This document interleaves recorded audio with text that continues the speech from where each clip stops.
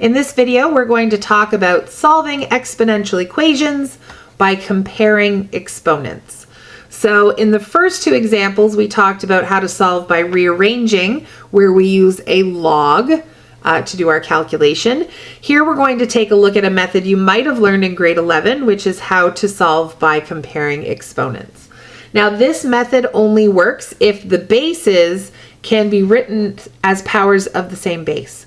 So if I look at 9 and 81, 81 is 9 squared. So I can write them both using the same base. So we're going to try doing that.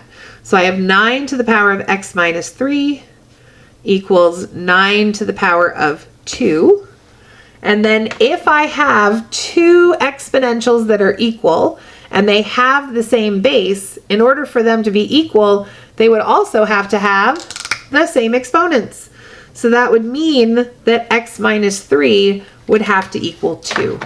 So I'm going to say that x minus 3 equals 2. We are just comparing those exponents. We're saying that they're equal. And then I would solve by adding 3 to both sides to get that x equals 5. You will notice this is the same question as the very first one that we did on the handout, right? This one we tried using a log.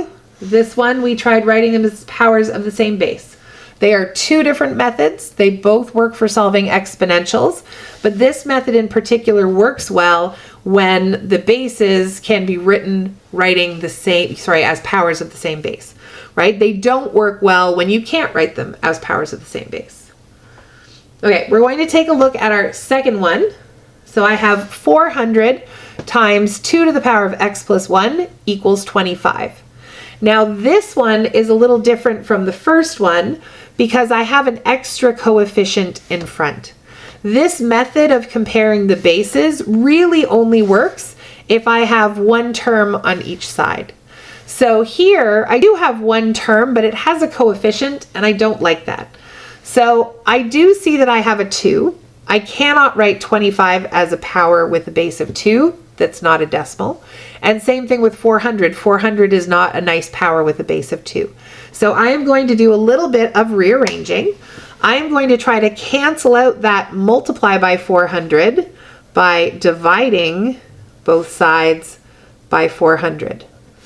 That's going to give me 2 to the power of x plus 1 equals, now 25 divided by 400, it does not divide in evenly, so it would give me a decimal, or I could try to reduce it and write it as a fraction, which is what I'm going to do. 25 actually divides into 400, so I am going to reduce this by dividing both the top and the bottom by 25. 25 divided by 25 is 1. And then 400 divided by 25 is 8.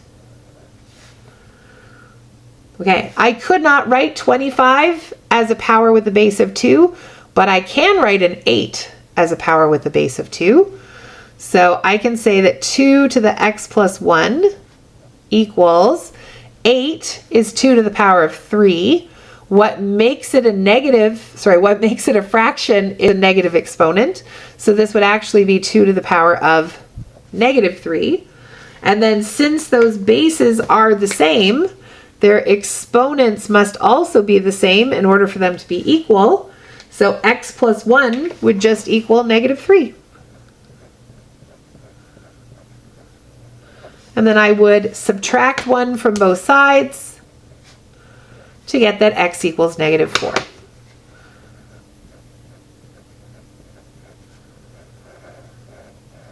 Now, I would like to point out, I could have solved this equation at this point by taking that 2 to the other side and doing log base 2, but I can also do it by just writing them as powers base 2.